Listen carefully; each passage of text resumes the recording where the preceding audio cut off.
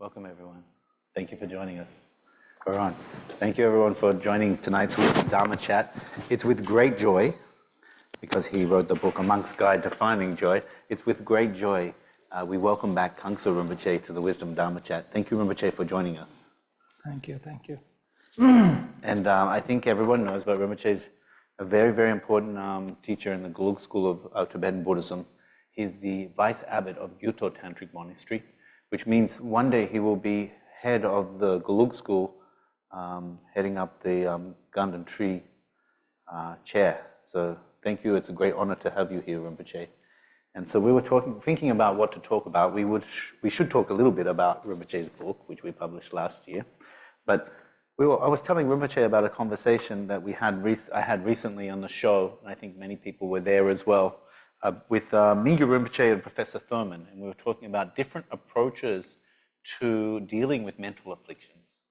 And there we were talking about like a sutra approach and a tantric approach and a Zogchen approach, and the sutra approach being antidoting afflictions, the tantric approach being transforming them, and then the Zogchen Mahamudra approach being like transcending them, I think Mingyur Rinpoche was talking about. And so I was talking about that with Rinpoche and thinking, maybe we could continue this conversation of how different ways of dealing with mental afflictions. And then Rinpoche made the comment that actually he thinks there's not so much difference between Sutra and Tantra, the approach. And I thought that was very fascinating. So we might start the conversation there, Rinpoche. And how do you see, this idea of dealing with mental afflictions? We were using the example anger, and how the Sutra approach and the Tantric approach are in accordance. Maybe you could tell us a little bit about that. Now, though, we have to know that when we are saying the Sutra and the Tantra, first we have to look at from the originally what the Buddhas, his school, his text. And when you're dealing with a negative affliction, there are the many ways of how we deal with the negative affliction, especially when you deal with the negative affliction, dealing with it through that antidote, applying the antidote, the negative affliction, the antidote. The most important thing is that we should know the one thing that affliction is the negative affliction is that the antidote. Before applying the antidote, we should look at the root cause. What is the root cause of the negative affliction? Once we know the root cause, then only we can just apply the antidote. That is the first thing. Second thing is what the purpose of applying the antidote of the negative affliction. What is the purpose?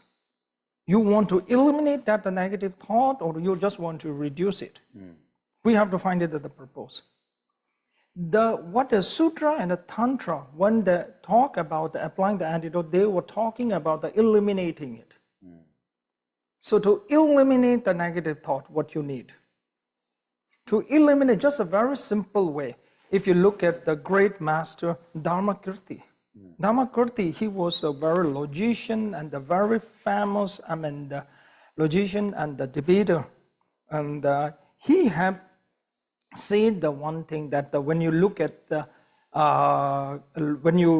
cult, and if you want to eliminate the cult, what you have to do is you have to burn the fire. So same thing is that when you want to eliminate the negative affliction, then you need the antidote that which can destroy the root of that negative affliction. So that is how you have to amend the practice if you want to eliminate the negative affliction. Yeah. So, for example, anger. The antidote to anger might be what, loving kindness meditation, or what would be the antidote? That's very good. When you look at the anger, now we go a little bit deeper on it. Yeah. Loving and the kindness is I will not say that is an antidote. Loving and the kindness is just like a painkiller. It will just reduce your anger very short term. Yeah. But still the anger will come out. Because the loving and the kindness, it's not the antidote of the anger at all. It is just like to help you to reduce the anger for some time. So that's why the most important thing is here the one thing we should note that to antidote of the anger First, we have to know that what is the root cause of the anger. Anger comes from the self-cherishing attitude, or you can call it the self-grasping. So that's why if you want to find the ultimate antidote of the anger, that is the understanding the selflessness. So the issue here is the same for all the afflictions then, right? Sorry? The issue is the same for, so if we say what is the root cause for anger, what is the root cause for pride, what is the root cause for jealousy, it's all the same. So there's no one unique thing that we address for anger. Yeah. It's all the same. Yeah, all the same. Because it comes all from the self-cherishing attitude, or you can call it the self-grasping attitude. When you have a moment when you get the anger, before that you have such kind of a thought, maybe he or she hurt me. He or she done this and this to me. Yeah. He or she done this and this to my family. That always the anger will come, which the thoughts relate with the I and the my. Yeah. Moment when you realize that's a selflessness, then that will help you to reduce all those thoughts of the I and the my. Then there is no way of generating the anger at all. Yeah. So that's going straight for the root of the problem. That's right. Okay. I think that this is the very fundamental from all the Sutra and the Tantra everywhere. Yes. So that's why every of the Tantra practice, when you practice with any deity, the first word can Om Subhava Shuddha Sarvadhamma Subhava Shuddha Hang. What is talking? It's talking about the emptiness. Yeah. Subhava Shuddha Sarvadhamma Subhava Shuddha Hang. All the things are not inherently existed. So that's why the understanding of the emptiness, understanding the selfness is very important in the Sutra and the Tantra. It's interesting you bring up this mantra. And the, Shuddha, in this mantra, like purity. It doesn't actually say emptiness, right? Or it doesn't say, it talks about purity. So what's the relationship between purity and emptiness? So Om Subhava Shuddha Sava. This mantra is talking about, it seems to be talking about Shuddha purity. is not, Shuddha means generally it's been the pure, it's a pure from the inherently existed. Yes. Now here it comes the one important thing is that when we talk about the emptiness, what is the emptiness? Yeah. What is the emptiness? If you go to what is the emptiness? A very simple way. Like if you look at a self. Self is not exist from the itself. That is the emptiness. Yeah. To understanding the self is not exist from the itself. Very simple way. Yeah. So understanding the self does not exist from itself. Yeah. So then when we read Lam Rim, for example, and we have all these meditation practices, if you have discursive thought, you do breath meditation, and you do loving kindness. What's going on there if, really the real problem is this grasping to self? Is this stuff we should do both styles of meditation to eliminate these things? So I could not get So in Lam Rim, in Lam Rim you can have, like in Lam Rim Chenmo, there's some advices for different types of meditation. Okay, yeah. And so if you have like lots of thinking, then you do breath meditation. If you have something else, you do this type of meditation. Yeah. So now here you have to understand the one thing that the Lam Rim is such a practice. It is not for it is not just a practice for some peoples. It is it teaches a practice for all the peoples. Yeah. All the people. What I mean is the people. Some just want to reduce the anger. Some just want to have the joy for the few moments, but not that serious to go and eliminate all the negative emotions. For them in the Lam Rim, also they have some kind of meditation for introduce these people. These people we call the small school. Then the medium school, who want to go more deeper than that. Deeper than that they would just want to eliminate all the negative afflictions. So they have a meditation for them also. So that's why if you look at the Lam Rim, it is a very full package of the different meditation. So people used to ask me, what is the best meditation? So I always tell that the best meditation, the knowing of the so many meditation, that is the best meditation. If you know hundreds of the meditation, different meditation, that is the best. Yeah. So that's why the Lam Rim has come with a lot of different meditation. It's a different meditation techniques. It once not work, you can try with the other. Yeah. So that's why there's a very nice saying, doing the same thing and the expecting the different result is the stupid. Yes, yes. So same thing, that's why if you want meditation and the Antidote, if you do it again and again 100 years, you will get the same result, nothing, because you are doing the same thing. So that's why if you look at the Lam Rim, they have bring with several hundred of the different meditations. Yeah. So, yeah. So this is very nice, Rinpoche. So what we're learning here is that Sutra, Tantra, whatever system you're in, actually the problem it's trying to solve is the same problem. And that problem is, grasping to the self. Yeah. And so then there must be some difference, right, of approach. So what is the difference? How would you describe the difference between a sutra approach to eliminating grasping to self and a tantric approach?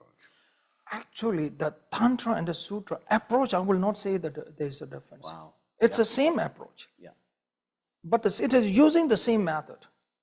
But only the difference between the Sutra and the Tantra is that the Tantra talks about how we can develop the settled consciousness. Yeah. That is the difference. So the approach is same. Even you go to the Sutra, even you go to Tantra, you have to meditate emptiness. But in the Sutra, they will not talk about a settled consciousness. Tantra, they talk about generating the subtle consciousness. With that subtle consciousness, you meditate emptiness. That is only the difference. So then what you're saying is that the problem's the same, actually the solution is the same. What's the difference is the level of consciousness that's being applied with the solution. Right. Yeah, that's right. Yeah. So then when you hear words like Tantra is bringing the result into the palm, what does that mean in this context? Bringing the result into the palm. What? Bringing the result into the palm. Drebu lam kia. Okay. How do you say that? Bringing the result into the path. Bringing into the path. Lam kia. Okay. So this is the one again. The different. The different meditation techniques. Yeah. What is talking about that now we go in the Tantra and the Vajrayana, it talks about that not only the meditate the deity, just visualize yourself as a deity, visualize yourself as a Manjushri Buddha. Yeah. So in the Tantra, it's saying that when you visualize yourself as a Manjushri Buddha, also visualize the others as a Manjushri Buddha. Yeah. When you visualize all the sentient beings as a Manjushri Buddha, you cannot differentiate. It's all the same. To whom you will develop the anger, because you are visualizing everyone as a Manjushri Buddha.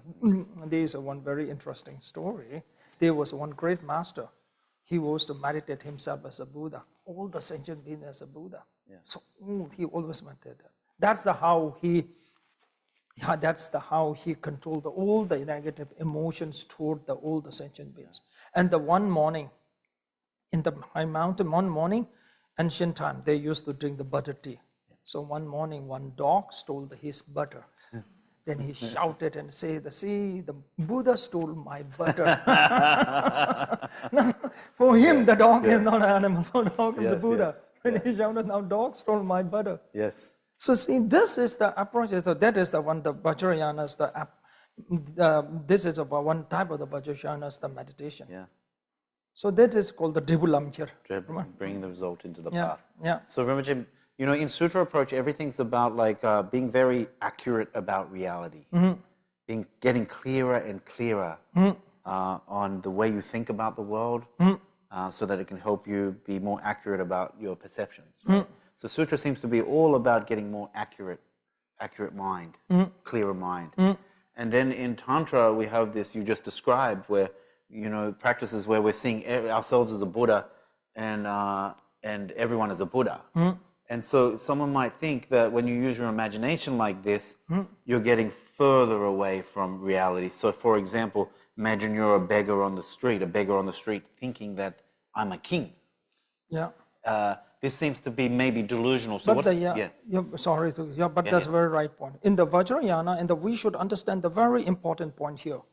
Because the Buddhas very much emphasize on finding the reality and the truth. Like a Vajrayana practice, when you're visualizing that yourself as a Buddha and all the sentient beings as a Buddha, one big question comes: are you really a Buddha? All the sentient beings are really a Buddha or not? If it's not Buddha, you're visualizing that all the sentient beings are Buddha, that is a false conception. Yes, that is a false conception. Yeah. We have to agree that's a false conception. Yeah. But we have, that false conception is a very helpful false conception. Let me tell you the one example. When the small kid, when many of the kids feel that their parent are the best parent. Is that the true or not? No. But still they believe it. That's very helpful for them.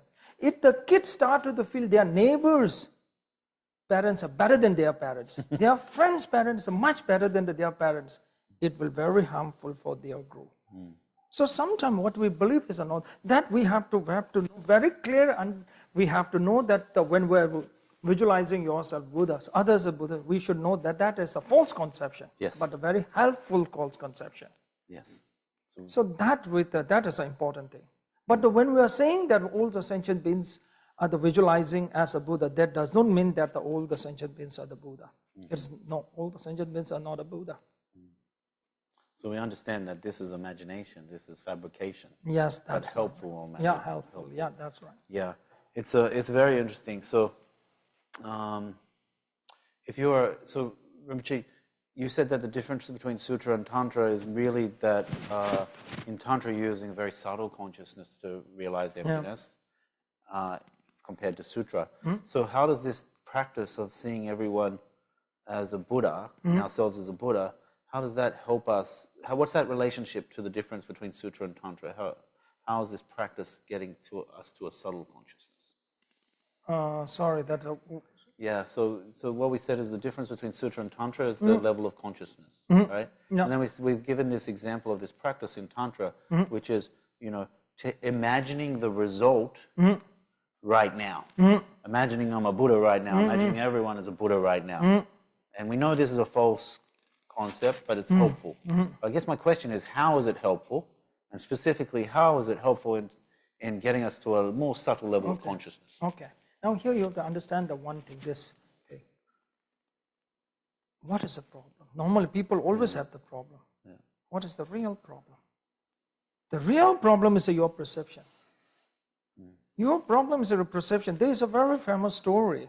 There is one stranger who came to see the master and told the master that can we meditate together? Master said, yes, we can meditate together. The stranger meditated in front of the master and asked the master, how do I look when I meditate in front of you? The master told the stranger, you look like a Buddha. Then the master asked the stranger, how do I look when I meditate in front of you? Yeah. Stranger told that master that I want to be very honest with you. You look like a garbage, pile of the garbage. The master smiled. That stranger went back and shared his experience with his wife. The wife laughed.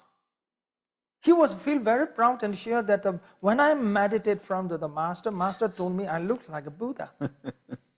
Then the wife laughed and told him, master see you as the Buddha because master mind is full of Buddha.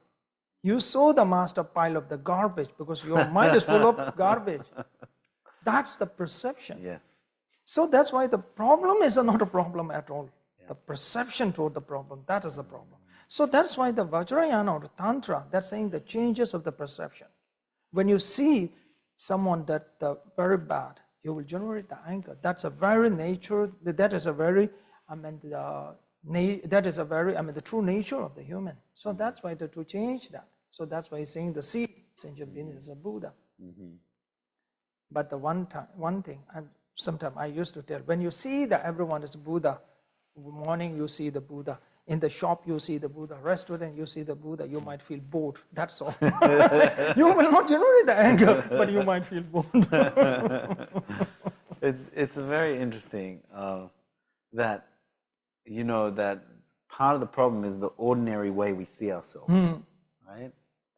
And that, you were saying that a lot of our problems comes down to our perceptions. Yeah. Right? And so this seems a very skillful way of changing the way we see the world. Yeah.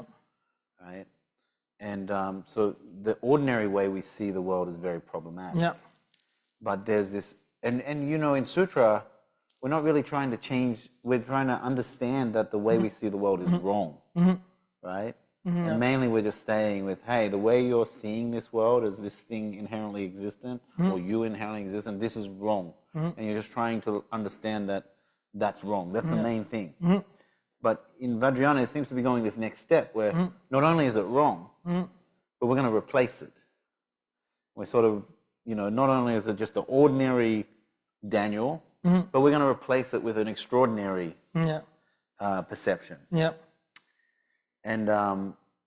And so then I'm wondering why replacing a perception from ordinary to extraordinary is more helpful than just taking the ordinary perception and saying that's wrong.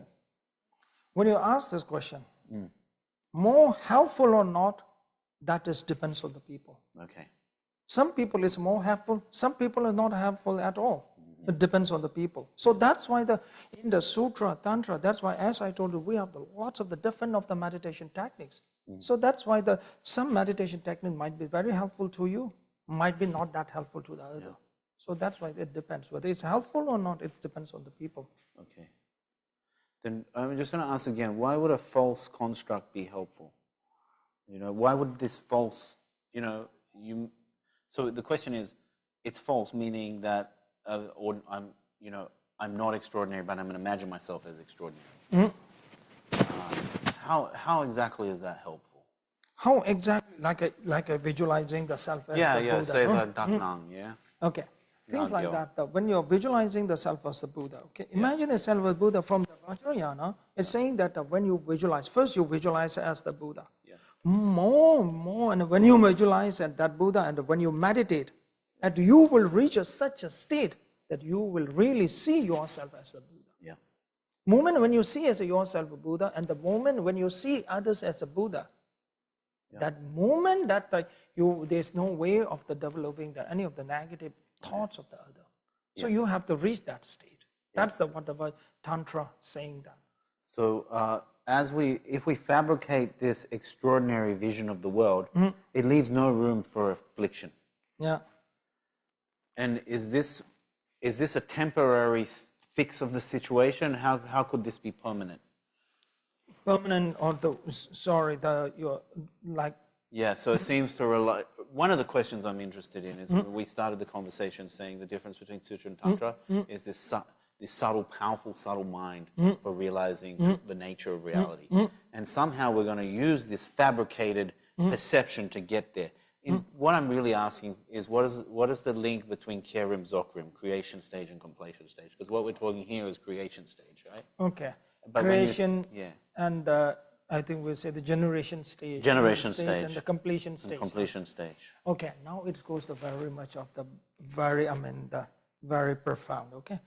Because why I'm saying the profound is that, normally in the traditionally, and right now in the Gyuto Monastery, so the monks, the Geshes, who studied the Buddhism more than 20 years, they come to the Gyuto Monastery, the final year to study the completion stage and the generation. After studying 20 years in the Buddhist philosophy, 20 years, after that they will come study. Yeah. Final year. Now today I will introduce in the 2 minutes, okay? Fast 2 track, minutes. fast track. That is okay. That means I will say the enlightenment in the 2 minutes. Okay? Thank you very much. That I could not do that in the year. Okay. Completion stage is okay. Now the generation stage is the very simple. That the generation stage is a very simple. That you just visualizing yourself, Buddhas and the others as a Buddha. Okay, that is a very generation stage. Okay, the completion stage. Completion stage is here. Mainly the completion stage is that what you have to complete. That what you have to complete is a very simple. That the completion stage is that when you look at the normal people, ordinary peoples, that when they die, when they die, they will, at that moment of when they're dying, they will develop the clear light consciousness. We call the clear light consciousness or the clear light consciousness, or you can call it the very subtle consciousness. Settle the consciousness. Now in the completion stage, they will practice and they deactivate all the gross consciousness and they develop the very subtle consciousness. With that subtle consciousness, what happens is they will realize the emptiness. That is called the completion stage. Right now that we cannot develop the very subtle consciousness. Why? because we cannot deactivate the gross consciousness. Yes. So that's why in the completion stage, that's why it talks about the dream, the dream yoga. Yeah. I'm not so sure that it's a very, the dream yoga, no? Then the dream yoga. Dream yoga in the stage that what it talks about, that the dream yoga is that when in the state of the dream, when you realize that when you're aware that you're dreaming, in that state you can practice Dharma, the practice in the state of the dream, Dharma practice. That's because in the state of the dream, your consciousness become the subtle, not that much subtle. So when you can develop the very subtle consciousness, and that subtle consciousness, the meditating, the emptiness, that is called the completion stage. Yes. Now here comes the one big question, that how we can develop or generate the subtle consciousness. Yes. To generate the subtle consciousness, there is only one way to generate the subtle consciousness. In the Tantra or Vajrayana, it's saying that all we have the central channel. So we have to activate that central channel. To activate that central channel, when you can activate that central channel, then you can generate the subtle consciousness. Yeah, so at the beginning when you were talking about this very subtle consciousness, and right now you mentioned this clear light consciousness, this is what you're talking about. Yeah. So you're saying basically the difference between Sutra and Tantra is that you use, Rinpoche, we're going to fix your mic. Okay. We lost your mic down here. Oh, sorry. It's not that, it's on. A little break in programming. Sorry. Can you tap it? Yeah, it's on. Maybe Rinpoche's robe was covering. Okay, maybe. Is No that better? No better. Okay, Is that- sorry. People can't hear online? Yeah. Okay, it's cutting out. Let's see how we go, but wave us again if it's still cutting out, because we want people to be able to hear Rinpoche. And this will be the recording as well. So Rinpoche, difference between Sutra and Tantra, right? This powerful clear light mind. How we get this powerful clear light mind? We activate the central channel. Activate the central channel, isn't it? Yeah. Okay.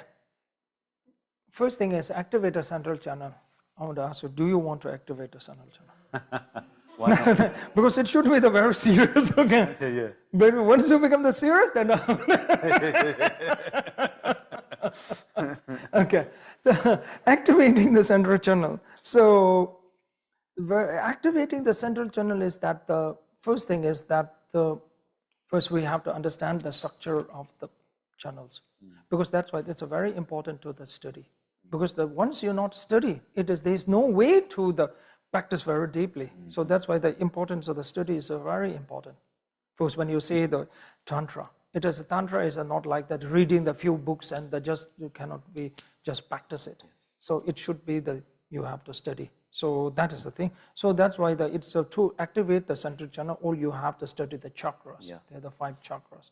And you have to also study how the one chakra is connected with the other chakras. So these are you have to study, and then you can do that, yeah? Yeah, so then activating the central channel through these chakras, this is how you achieve this powerful, subtle, clear light consciousness. This is what the tantric practice uses to realize, the nature of reality, so that we can antidote this problem of I and me. But what I want to draw the 2 dots between the imagination of me as an extraordinary being and the world being extraordinary. I want to connect the Rim practice, the creation stage practice, with the Zogchen practice. Because the Zogchen practice, the completion stage practice, is where we talk about clear light, right? So what is the connection between the creation stage practice? What's this extraordinary perception? How is it helping me activate the central channel? Yeah. Now you come to the generation stage. Generation stage, if you look at the generation stage, that is a Kirim, no? Yep. Generation stage, there's 3 main practices in the generation stage. You look at every of the deities, the generation stage, it's called the Kirim.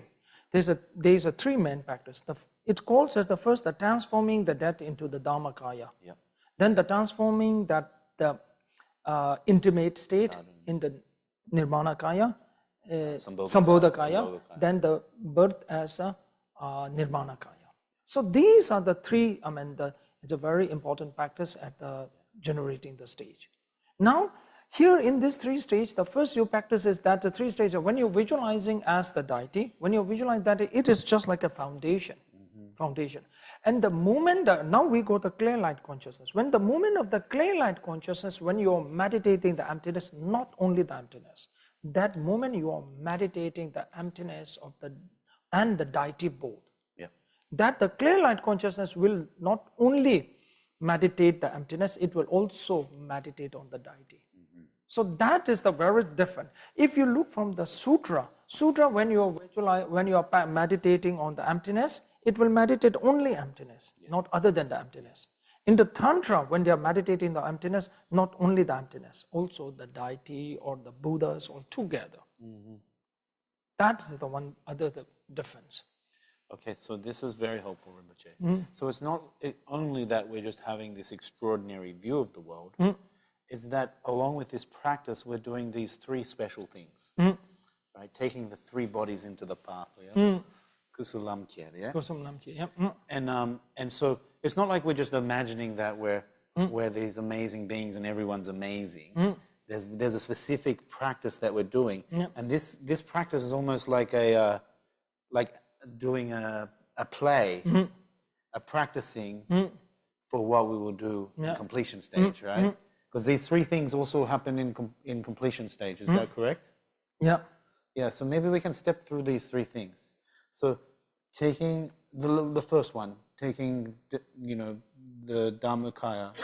Transforming the death into Dharmakaya. Okay. Now the transforming the death into the Dharmakaya. Okay, transforming the death into the very simple way of Dharmakaya is a little bit, the terms people might not understand. So I will tell the transforming the death into the enlightenment. Okay.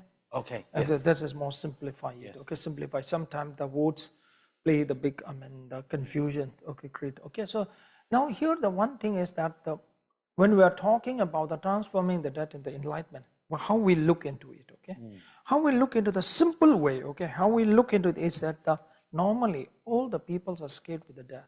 Everyone have the fear of the death. Yeah. How you deal with the death? Because everyone have a fear. And the fear is, what is the root of the old fear? That's the fear of the death, fear of the losing the self. That is the worst fear.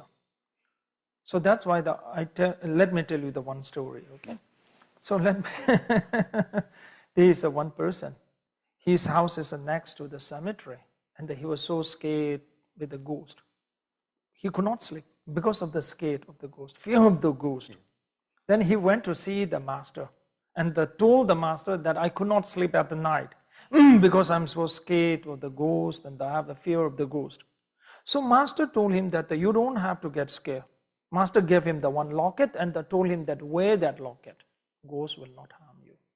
But the very important thing is that you should not open the locket.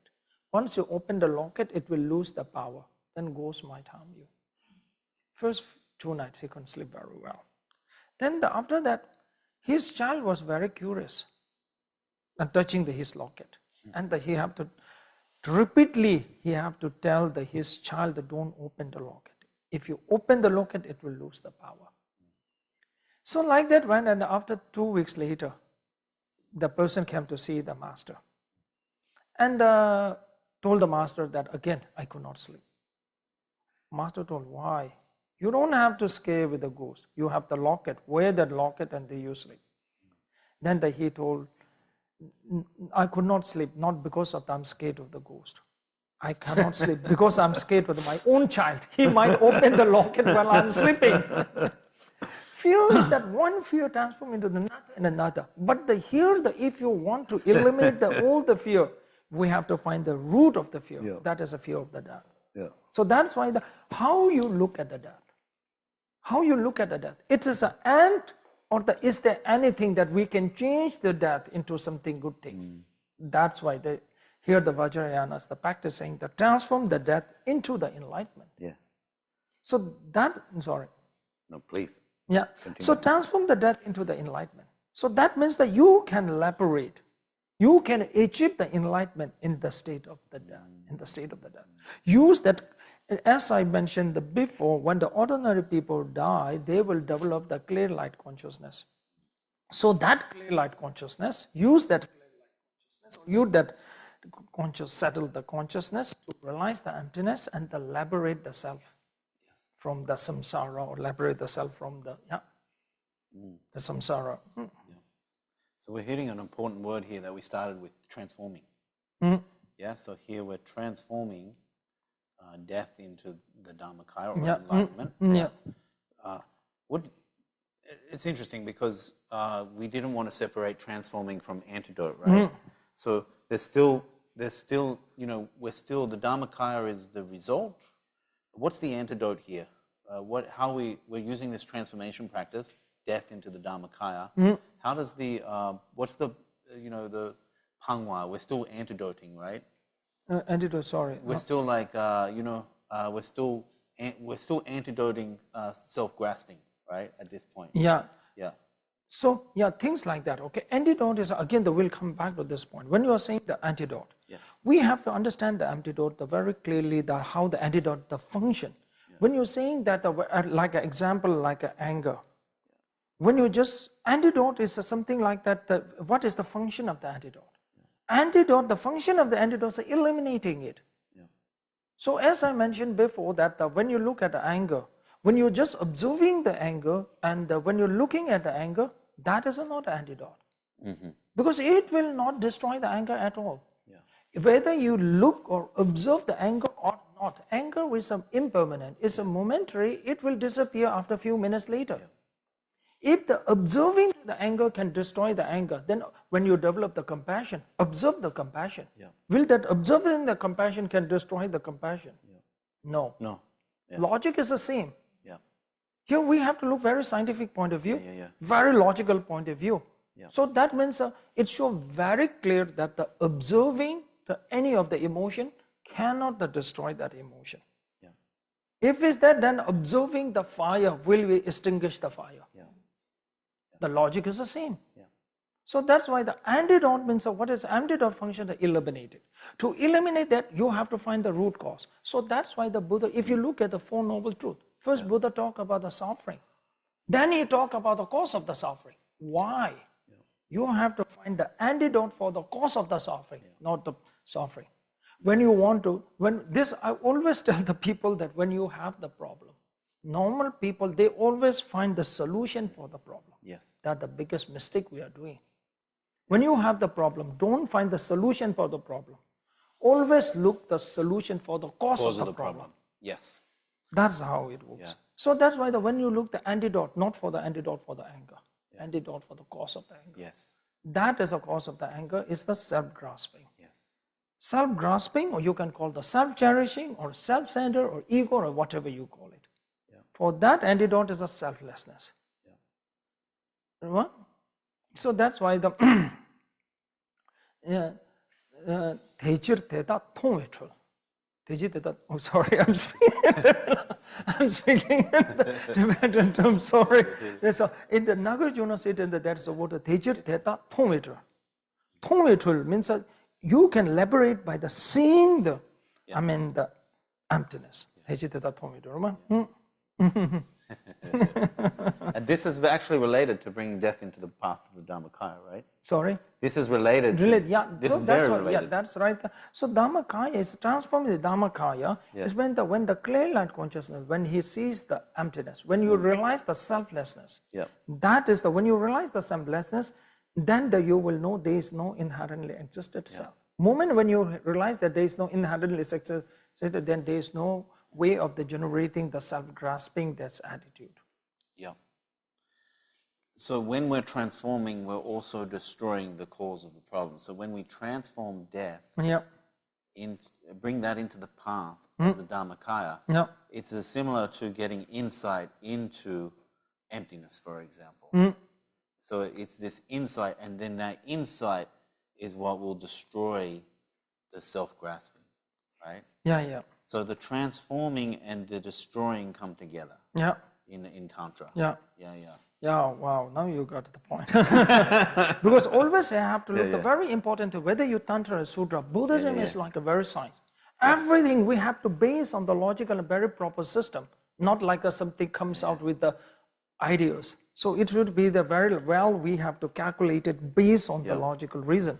So that is the most important thing. Yeah. Okay, so then, so also Rinpoche also has a family lineage of Zogchen as well. So he's a master of Sutra, a master of Tantra, and also has the family lineage of Zogchen. So this is why I'm asking this next question, right?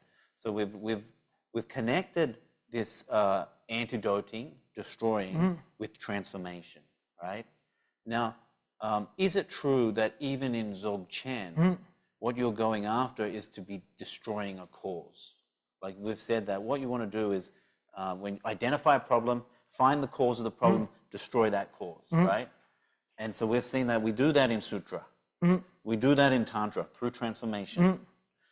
Are we also doing that in Zogchen? Yes, obviously. Okay, cool. How we are saying the Dzogchen is saying that when we are saying the Dzogchen, we have to look at the original, the Dzogchen masters, whether we have to look at the Gyalong Chenpa. He was really the one of the greatest Dzogchen master. He was not only the practitioner, he was only the writer, philosopher, debater.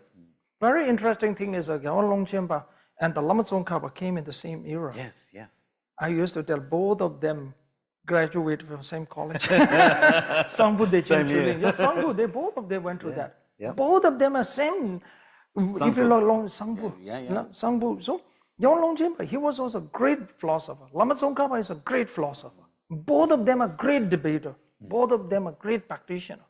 So we have to look the Dzogchen, look at the Lama Gyalong Chenpa's what we're saying. That is the most important, not just someone's that who amend they might be the lot of practitioner cannot be go with what the practitioner says, that what the great master like Longchenpa says. Now the Longchenpa, the text he have the what he's the idea of the Ju Mipam have a clearly comes with the whole he explained the Longchenpa's the view.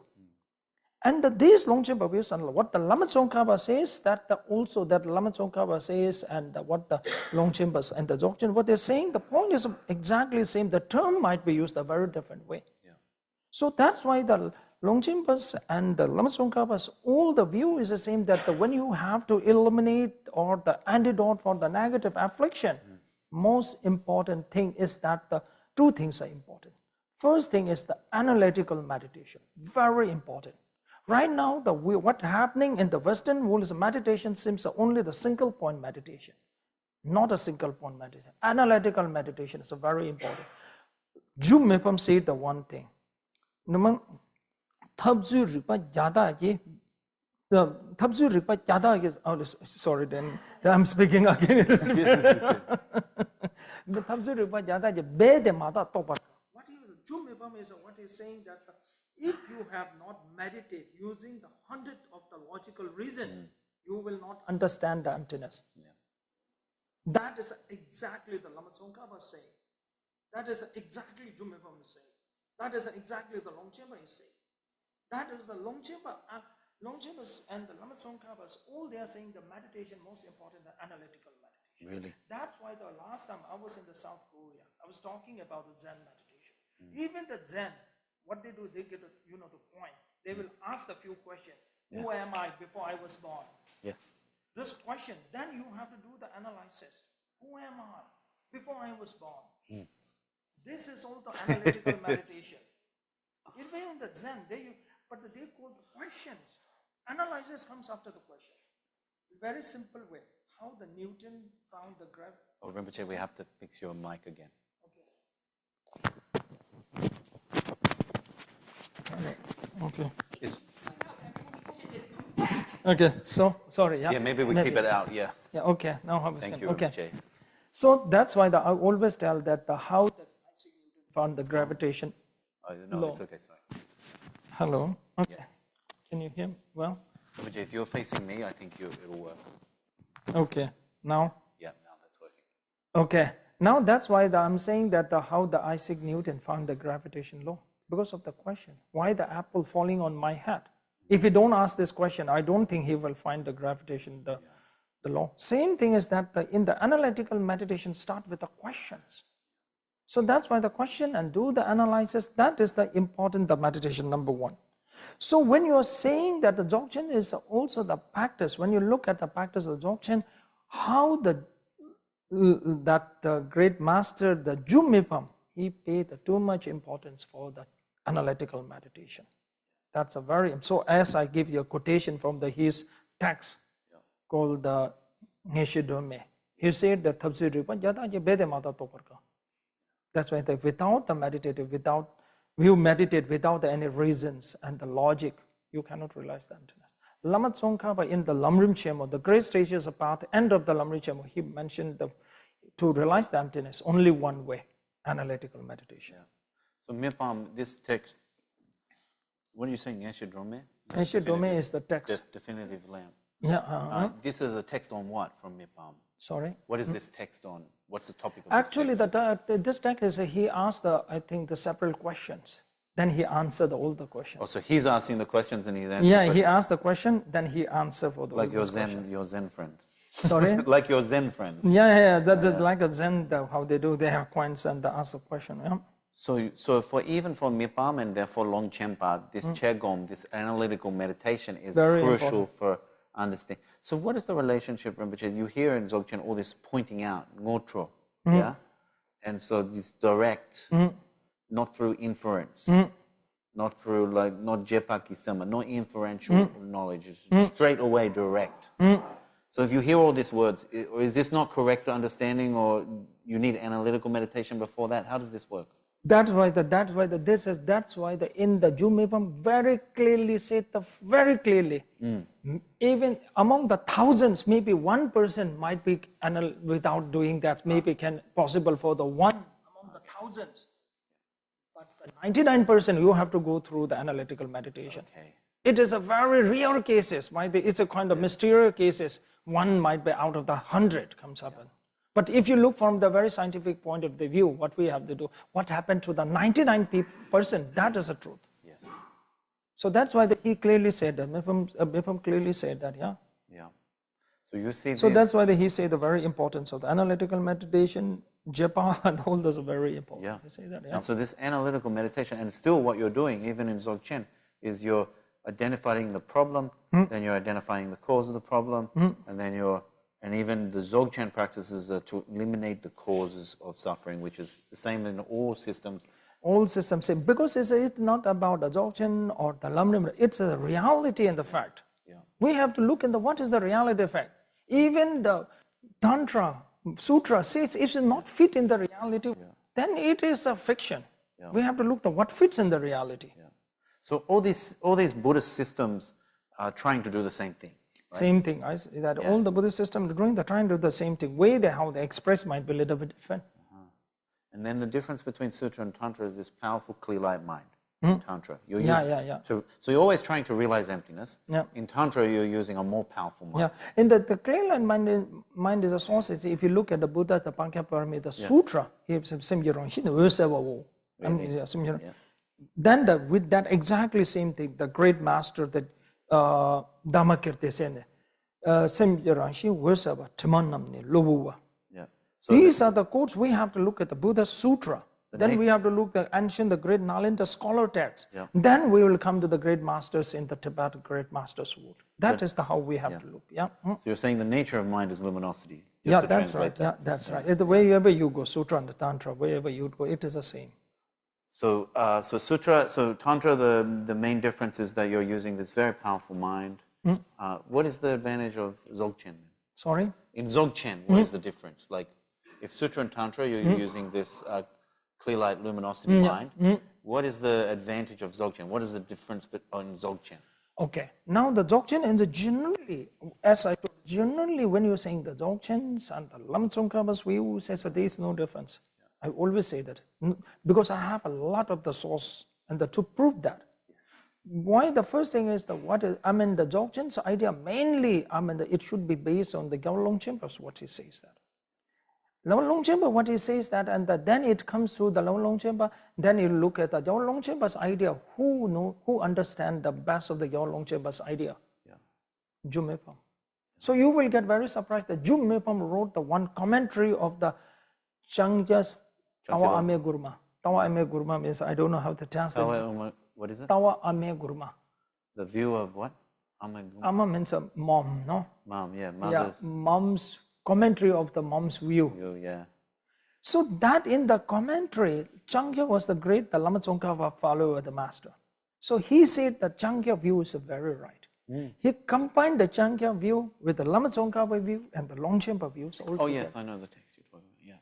So that is a thing that when you're saying the Dzogchen, first we have to go through the text. That's we have to go to the Longchenpa's text. Yeah. Now the Longchenpa text, what is mentioned is who right the Mipam's how he explained it. We have to look through that the Dzogchen. So even if you look at now when you come back to what the special Dzogchen. So Dzogchen, now another thing is that if you look at the Dzogchen, the highest practice is called the Tökel and the texture. I don't know how to translate that in English. Tökel and the texture. Tökel and the texture is that is the highest practice, but the highest practice is exactly the same that how we can meditate on Tökel and the texture. So when you look at that practice and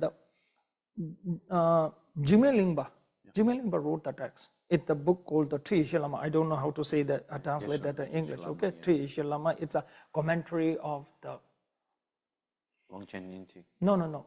Tri Ishalama. Isha means yeah, the We Lama. know it. In English, yeah, we know yeah, it's okay. Isha So Lama. that is okay. Tri Ishalama. When he wrote in that, when he mentioning about the practices, term he might be used a little bit different, and even when you look at that looking into the origin of the mind, how it comes, look into the not only this is the first step. Later on, that you have to look into the nature of the mind as not as inherently existed. That's how we have to look at it. That how we have to look at it. Again, the Mipam have mentioned that. So that's why when you're saying that these all the great masters, the explaining way might be different, and it comes to the one point. But the Dzogchen is a great master, Longchenpa, and the Lam Rim is the writer, great master, Lama Tsongkhapa, but they come to the one point. This is the base on my study and my research. Okay, other tradition great master, I have read few books. I didn't read the deep research. This is my research, and I'll find it out. The final conclusion, I can say that same. It comes to the same point. All this the source. These sources, what I mentioned in that, all the sources. Another thing is that when you look at the explaining that even whatever the meditation techniques, if you look at like the Dzogchen point or the Lama Tsongkhapa point or whatever they mention it, so most important thing is that when we say that Lama Tsongkhapa's the tradition, we have to find the source from his book. When we're saying the Dzogchen meditation, we have to find the source from the very authentic text of the Dzogchen. Then only we can say that is a Dzogchen practice, that's a Lama Tsongkhapa practice. We need a source. That is how we can identify and give the label of the Dzogchen practice or the Lama Tsongkhapa practice. Because this is why I'm saying is that the quite important thing is that right now sometimes you read the book, you come with your own idea, then you will give the then you will give the label, oh, this is Lama Tsongkhapa's practice, this is the Dzogchen practice. That is not the right way. You need a very proper source. You need to go back to the original source. Original source, that you have the source. Yeah, this is amazing, Rinpoche. One thing I've noticed about, you go to teachings, you go to get initiation from some Tantra, and you always hear, this is the most greatest, this is the most highest. Then you go get to another initiation, and they say, this is the greatest, this is the highest. It seems like everything is claiming to be the greatest and the highest. Yeah, same thing. One day, so one very long time back, one lady asked me the question that about the Kala Chakra. Yes. So she asked that, she told me that she heard that if you receive the Kala Chakra initiation 3 times, you was not born in a hell. Is that true? I said no. Then she asked why the people are saying that. So I told that is a Kala Chakra marketing. Yeah, exactly. Good marketing. Good marketing. Oh, yeah, that is the one marketing is going on, and now say that this meditation is better than other, this is the better than other. It is not the better than other at all. It depends on the people. So, Better for who? yeah, better for who? Yeah. Incredible, Rinpoche. I think we're going to have a little 5-minute break now, Okay, and then we're thank going you. to come Yeah. back and get Okay. questions from the audience. Thank you, everyone. Thank you.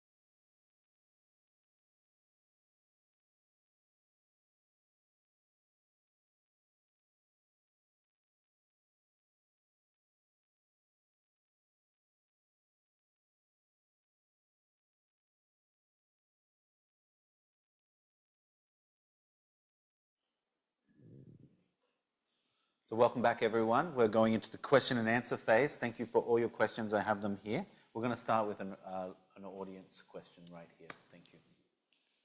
Thank you so much. My question is about clear nature of mind. Is it something that is a very subtle, conventional nature of mind that is realized right after realizing ultimate nature of mind, or something that is sort of realized kind of simultaneously with ultimate nature of mind? Okay, about a clear light consciousness, am I right? Clear light consciousness generally explained as the very subtle.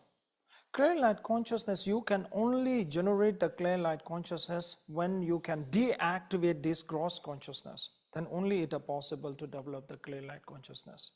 Yeah. Then Rinpoche, we have a question from the online audience. Rinpoche stated that during creation stage practice, generation stage, we're imagining everyone as the Buddha, right? But this seems to be opposite from what Mingyur Rinpoche said on Monday, just a couple of nights ago. He actually said we are already a Buddha, yeah? And these two statements, that we have to imagine to be a Buddha or we're already a Buddha, they seems to be in conflict. And so during the generation stage practice, is it that we are imagining, consciously constructing this outlook, or are we in touch with something that's already there? Okay, now here is a question with whether we already a Buddha or not, isn't it? Yes. Okay.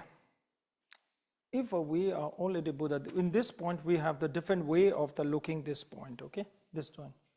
So first we have to find it out what the definition of the Buddha. Then only we can tell we are the Buddha or not. We find the definition of the Buddha. If the definition of the Buddha is the person who cannot generate the anger, who cannot generate any negative emotion, then look into yourself. Do you generate the anger or not? That the definition of the Buddha is just a Buddha, just like a definition, just like a simple human being. Then everyone is a Buddha. Now that we have to find the definition of the Buddha. What is the definition of the Buddha? That you have to look into the originally the Buddha's, Buddha's Sutra and the text. And the Sutra and the text it say they are the 8 qualities of the Buddha. It mentioned the 8 qualities of Buddha. So it's saying that the Duma Jesu Yunten Jeda Dembe Chamne Thurdu Sangye say Jorwa. That I will explain that in the English. It says that the Buddha have the 8 qualities, it say that. Who say that? It's a great the Nalandas, the scholar in the text, they talks about the Buddha's, the 8 qualities. Then you have to look into yourself, whether you have these all qualities or not. If you don't have it, then you have no qualities of the Buddha. That's why we have to find it out what is the definition of the Buddha. If the definition of the Buddha is just simple the human being, then we are all the Buddha. If the definition of the Buddha is it's enlightened, look into yourself, whether you are enlightened or not. If you are the enlightened, then good, you are Buddha. If you are not enlightened, you are not Buddha. Buddha, the term itself, that's a Sanskrit term. What does the Buddha means? Buddha means actually the Buddha means enlightened, awakened. You should be awake from the ignorance. That means that if you are not awakened, if you are still sleeping, then you are not Buddha. So Buddha definition and the term, you have to look at it. So then you will know you are the Buddha or not, that you can look at. First look the definition and the meaning of the Buddha, then you will know yourself you are Buddha or not. So Buddha is something you create, you have to bring the causes to be a Buddha, is what you're saying, yeah? Sorry? A Buddha is something that requires the causes to be in place. Yeah, so that is a Buddha needs qualities. That is mentioned in the great Maitreya. He have said that. Maitreya, he said that the Buddhas need the 8 qualities. They need the 8 qualities. 8 qualities of the Buddha, that means the main important among the 8 qualities is that you need a great compassion, great wisdom.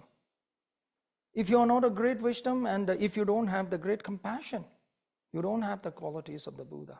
Once you're not having the qualities of Buddha, then I don't think you can tell the Buddha. It is your paper tiger is not a tiger. Paper tiger is not a tiger because it don't have any quality of the tiger. You can be paper Buddha. Yeah. Thank you, Rinpoche. We have another audience question. Thank you very much, Rinpoche. Is a question connected to that one? You mentioned kind of as a joke that if you get to a point where you can truly like have the perception of yourself and other as Buddha, there might be a sense of boredom. You might find it boring. Everyone's a Buddha. So the question is kind of like, it seems that in current times, we have a very strong aversion towards boredom. We get bored, we get afraid of being bored, we look for distraction, we're afraid of the experience of being bored.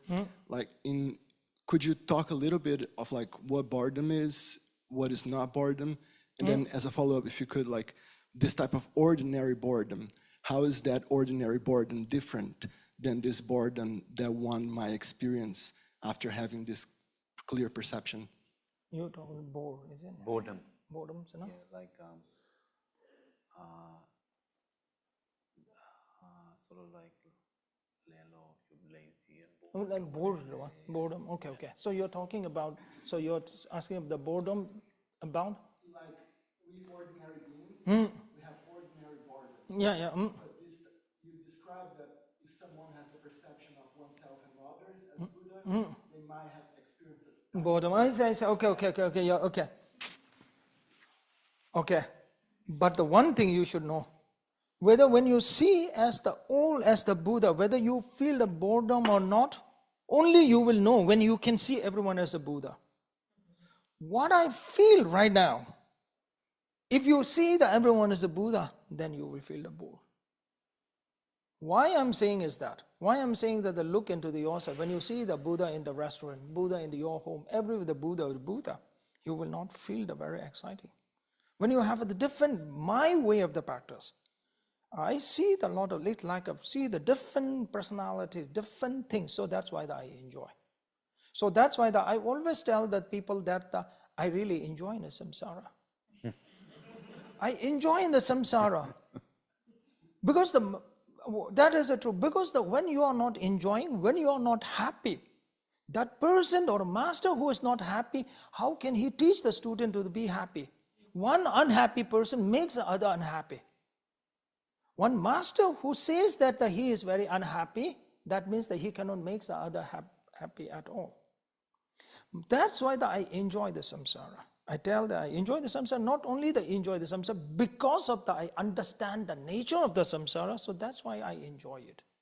So that's why it's a very nice story. At the time of the Buddha, one mother lost the son.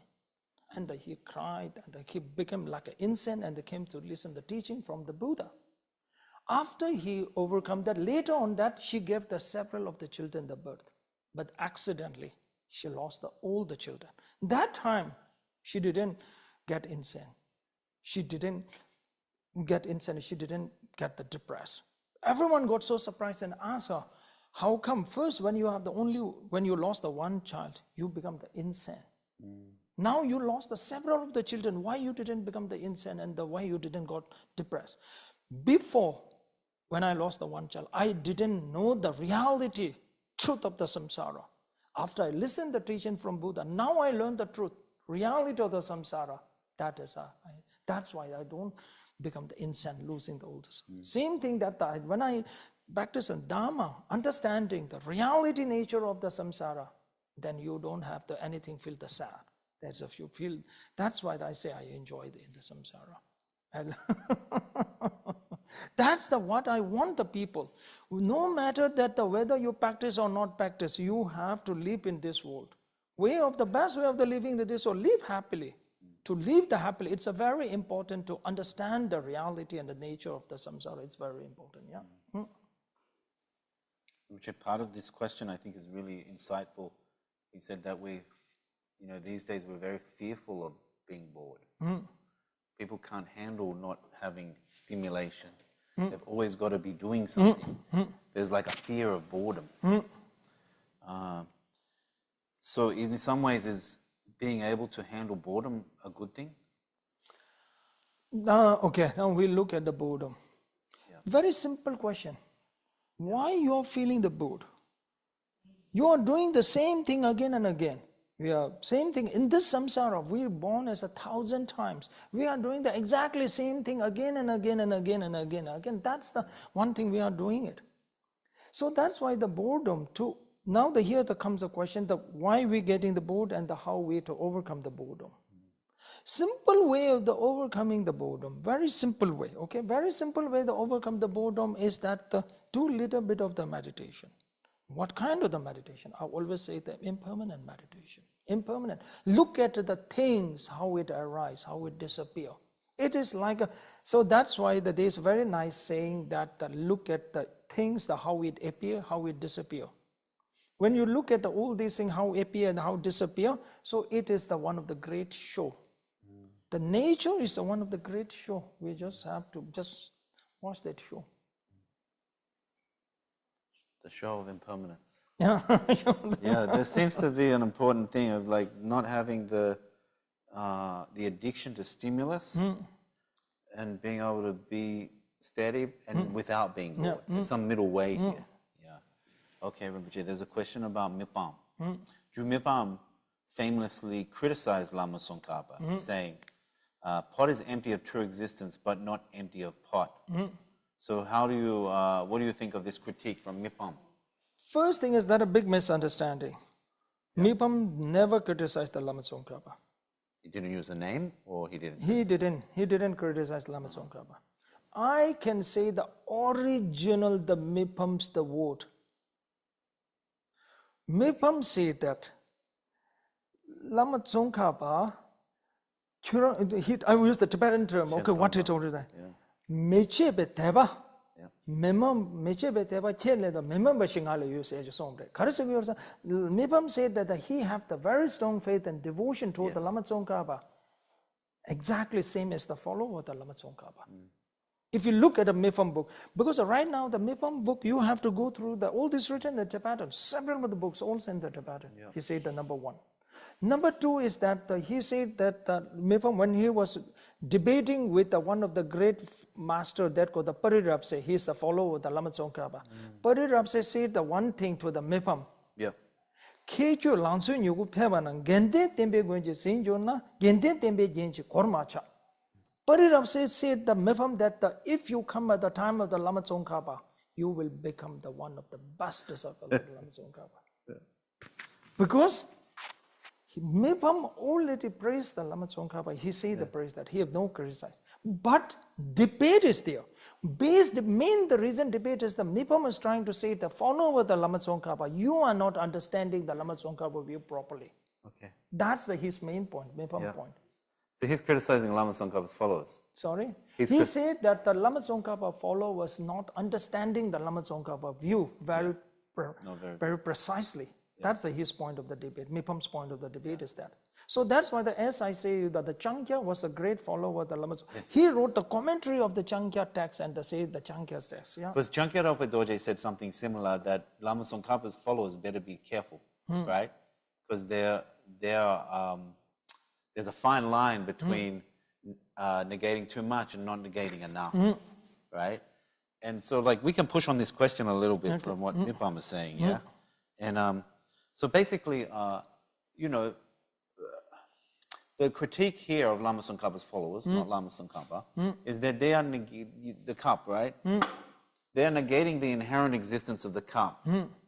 So the cup does not exist inherently, but they don't negate the cup. So in fact, these followers are Shen Tongpas, not Rang Tongpas. They are producing an other emptiness, not a self-emptiness. This is sort of like the critique. You understand that, Rinpoche? And so then for these early masters, it seems as that the cup itself is the product of delusion. And so if your wisdom is not antidoting the cup, it's not antidoting the product of delusion. You understand this? So how do you respond to that? First things comes like a cup exists or not exists. That's a one big question is there. Let me tell you the one story. There is one great master went to the temple, wants to give the teaching for the king. He said that everything is not existed. Everything what you see exists is delusional. Whether you say it exists from itself or whatever, it doesn't matter. Everything is not existed. Everything is your delusion, no, comes under everything. He said that nothing exists. You got it? That is the final emptiness. So then the king told, do I exist? Master said, no, you don't exist. Then king asked, Master, do you exist? Master said, no, everything is non-existent. That's the real nature. That is the emptiness. Then the king asked his general, take this master at the execution ground, kill him. At ancient time, when they execute the people, what they do is that they dig the hole, they put the person, the criminals under the ground, they bring the elephant, and the elephant have to crush the head of that criminal. So they keep the master, put under the ground, only that he let the heads comes out of the ground. Then the army general went to get the elephant. Yeah. When he was bringing the elephant near to the master, then king approached to the master and asked the one question, one very simple question. Do elephant exist? Yeah. Master shouted and said, yes, elephant exists. I exist. It is very easy to say nothing is exist. Yeah. If nothing to exist, and any master say nothing to exist, then that master, you should not do any offering. Don't give any offerings. That master, no give offering, no food needed, because it does not exist. Why he have to eat the food? Yeah. Why he have to drink the water, which is not existed? Yeah. This is just theoretically very much interesting looks. But in the reality, they think very differently. Yeah. So that is the thing, okay? So nothing exists, maybe you should ask that, do elephant exist or not? Yeah. The master had a crisis of faith. Yeah. But, So that's why the Lama Tsongkhapa comes to the point, things exist, not inherently exist. Yeah. Yes, but Lama Tsongkhapa's things exist is very thin. Tokpe taksam. It exists as merely labeled by mind. Yeah. This is a very thin type of existence. Yeah, label of the mind, here you have to know label of the mind is again the very complicated point. Yes. Because when you are saying that everything is labeled by the mind, but look at the snake is also labeled by the mind. Yes. When you look at the rope, and when you think the rope is the snake, when you give the label, the rope is labeled as a snake, the rope will not become the snake at all. That's why Lama Tsongkhapa had the three qualities to label the snake. Yeah. It should function, snake function, it should have the snake function. Not only by labeling, it will come snake. Yeah. Let me tell you the one story, okay? Labeling, about the label. There is one zoo, and the zoo is running out of the budget. So what happened is that they have the two tiger in that zoo. One senior tiger, one is a junior tiger. Yeah. So that they feed the meat to the senior tiger, they feed the fruits, bananas to the junior tiger. Yeah. It went for the few days, but the junior tiger was so exhausted with having the banana all the time. Then he asked the senior tiger, I really understand the seniority, I understand it. But even I'm a junior, but I'm a tiger. I cannot eat the banana all day. So why they are giving me the banana and you are meat? So the senior tiger told, zoo is running out of the budget. And the zoo owner is a philosopher. He philosopher and he solved this problem. He labeled you as a monkey. And treat you as a monkey. Yes. But this is when you say the label by the mind. But still, even you label the junior tiger as a monkey, it will not become a monkey. It should have the function of the monkey. Yeah. That's what the Lama Tsongkhapa mentioned it. Yeah. But then, Rinpoche, you could say that, say I'm walking along a road, right? I see a snake. I'm scared. Then I see a rope. It's not a snake. Yeah. Didn't the snake function to give me fear? No, that is not the snake function. Yeah. That is the false conception. Yeah. Snake cannot function. Snake don't have the rope don't have any snake function. Yeah. But it's really only the conception of the rope that undermines the conception of the snake, right?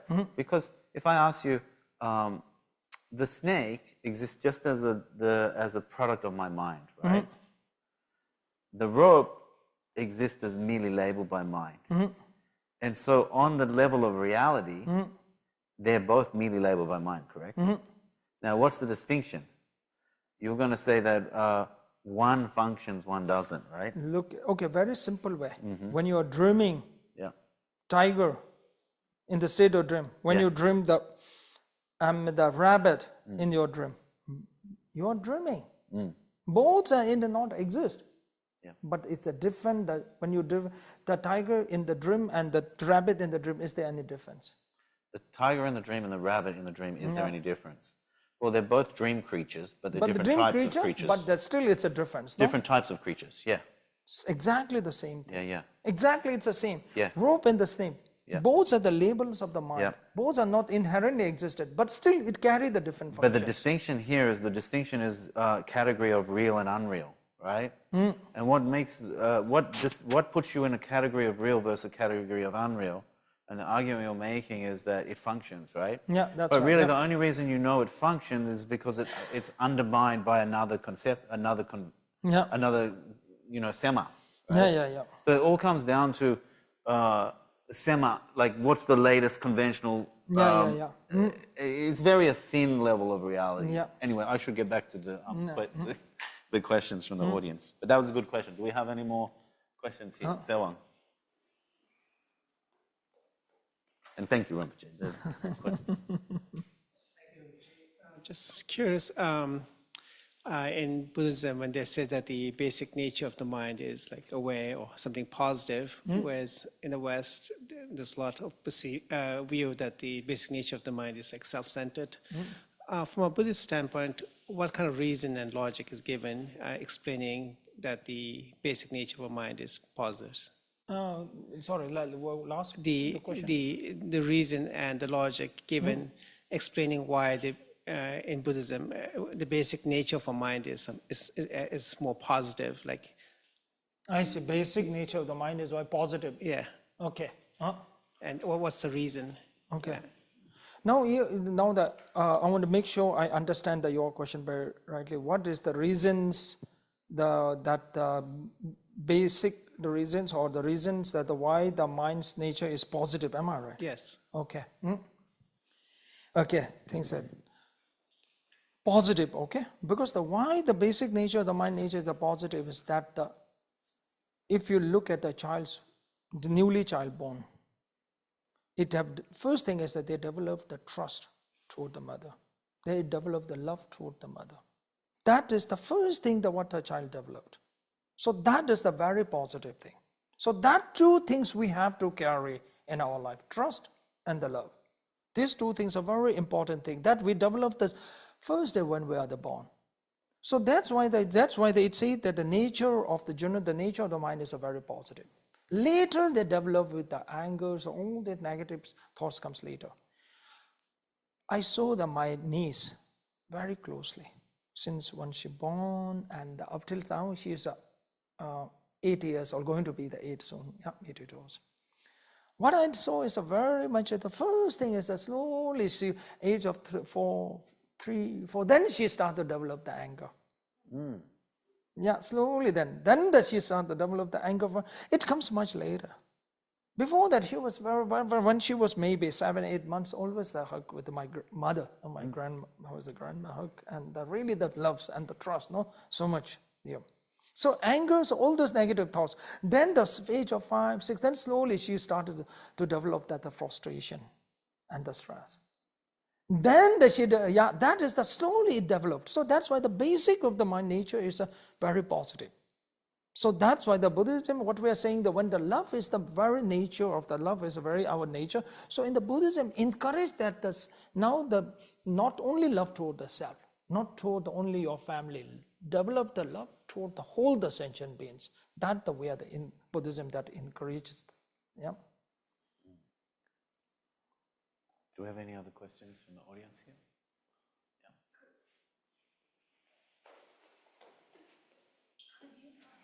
Talk about Buddha nature in conjunction with, we were talking about the clear light and the luminous quality.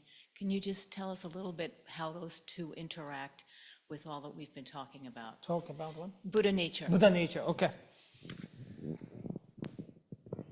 Simply the Buddha nature is that in the Buddhism we say that everyone have the potential to become the Buddha.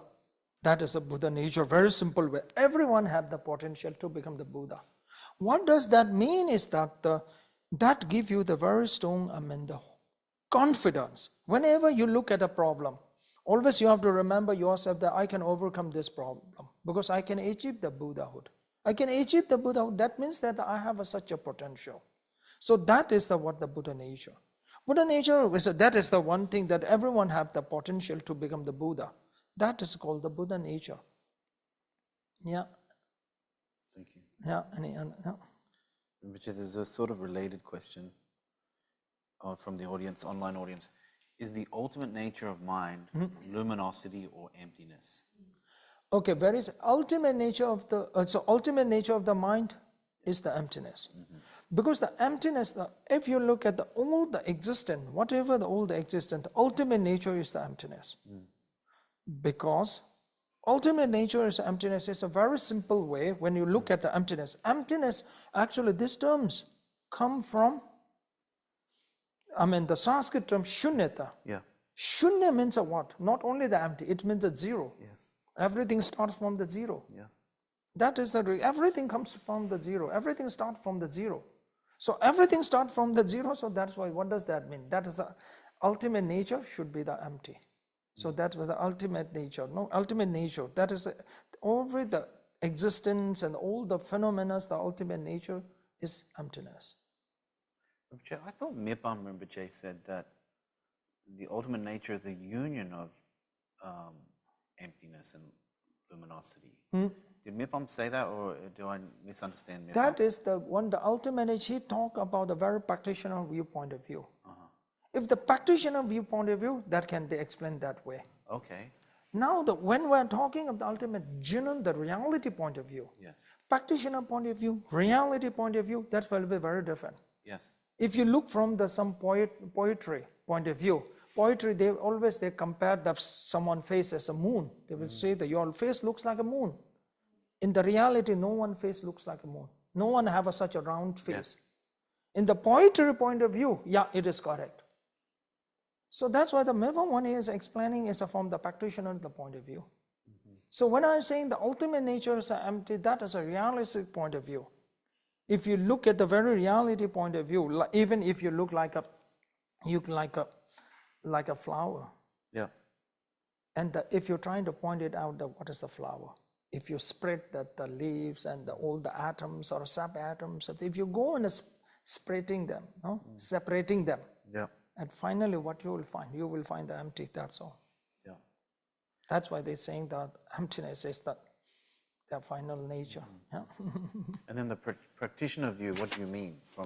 Practitioner view is that the nature, that how we look at that. Sungju, Sungju means a practitioner, they have to look at all the things with the union. Yeah. Sungju, that is how they have to do the final, the practice, it should come with that. Thank you, Rinpoche. Thank you. More? Yes.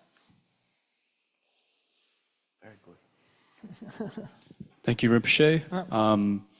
In such a distracted world where we're filled with distractions and it's very hard to focus on things,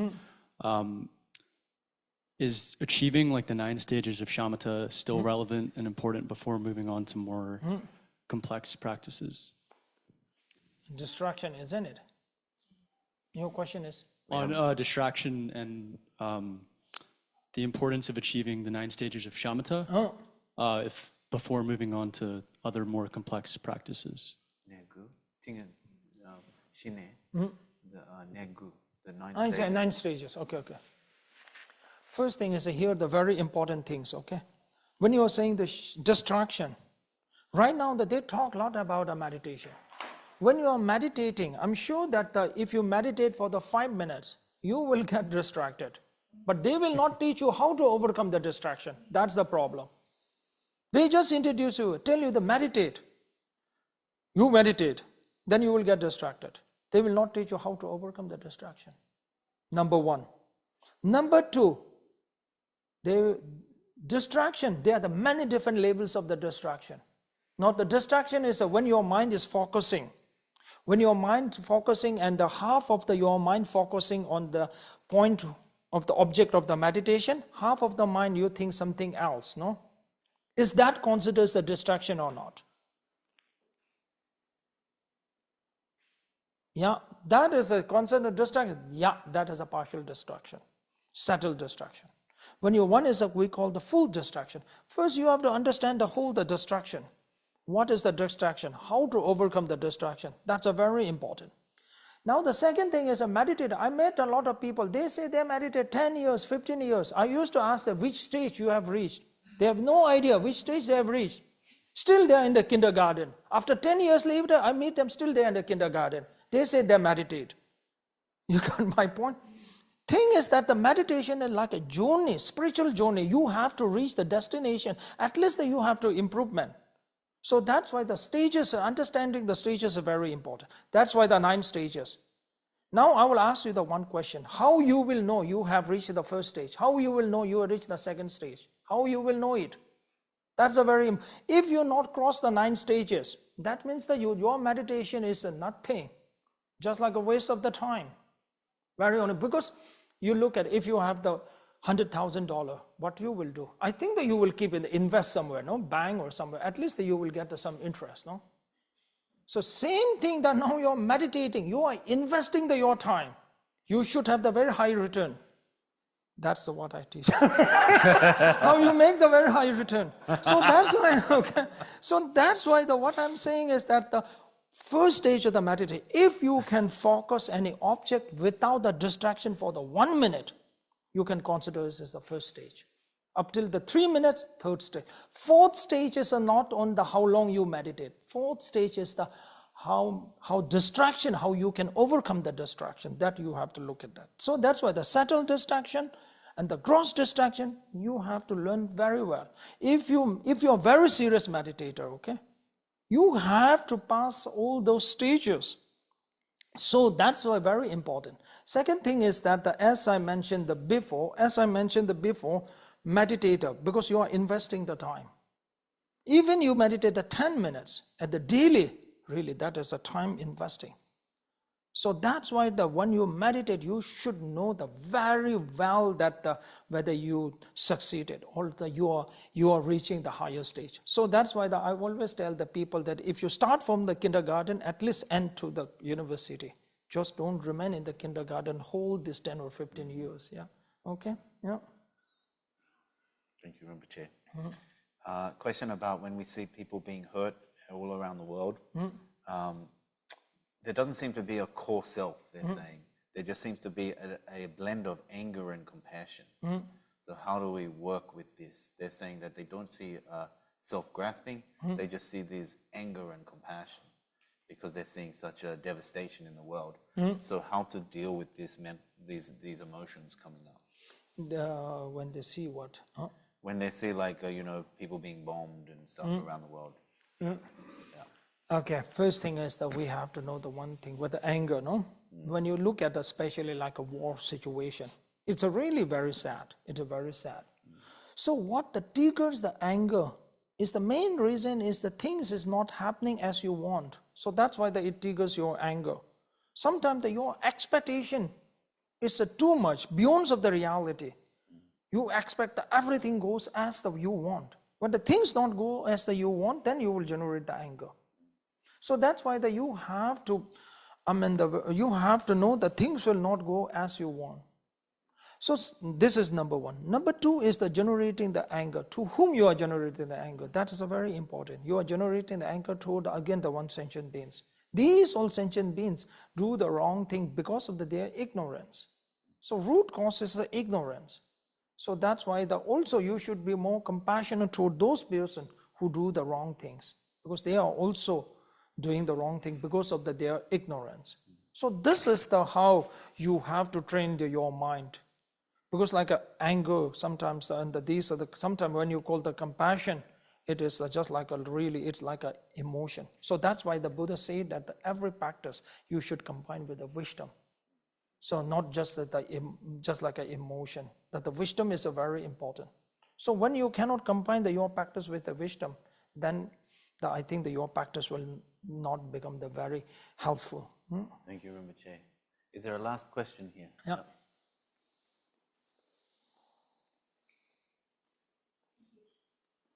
My question returns to this question about like the innate positive state of Buddhism. So if I'm correct, you said that negative emotions come later in life, but then how would that explain our initial entrance into the world? We're already crying and we're uncomfortable in our body as a baby, our initial entrance is we're crying, of course, and upset and screaming. So how would that relate to this sort of, initial positivity that is supposed to come from Buddhism? I don't. Suffering of birth. If we have this initial positivity, you said your niece, I think, didn't get angry until like later. But how do then we explain this suffering of birth? Suffering of birth. Yeah, like it's so painful, babies are crying straight away. Suffering of birth. So What, I don't I get mean, it. like What's you're talking about? The suffering of no, birth? like the baby when it comes, it's crying. As soon as it comes out of the womb, it seems like a baby's suffering from day one. Yeah, right? Yeah. Okay. Let me tell you the one thing. There is a one senior monk and the one junior monk. They are crossing a bridge. And when they're crossing the bridge, the senior monk and the junior monk, when they're crossing the bridge, junior monk look at the fish and they say that the fish is really enjoying under the river. No, they are having the very nice life and they're enjoying that. So enjoying that life. The senior monk told the junior monk that, how do you know that the fish are enjoying? You are not a fish. So junior monk told that you are not fish. Now how do you know that you are enjoying? No? So the senior monk told that how do you know that they are not? How do you know that they are not enjoying? So you are not a fish. So then the junior monk told the senior monk that how do you know that I don't know about a fish feeling? Because you are not me. So same thing that the day one when the baby is born, the suffering, no? Whether the baby suffer or not, that is the one big question. Right now, that is the one big question, that whether really the baby suffering, Buddhism perspective, is a feeling. Baby cries. Whether it's because of the suffering or not, that's a one question. Now that I'm saying that it's suffering, I'm not saying it is not suffering, okay? Here the one very important thing you should know, the Buddhism what is saying. When the baby born and the cries, all the surroundings, they will smile. They will be happy. Okay? Now, when we are the born, we are crying, but all the surroundings are smiling. When we are dying, all the surrounding cries, but we should die with a smile.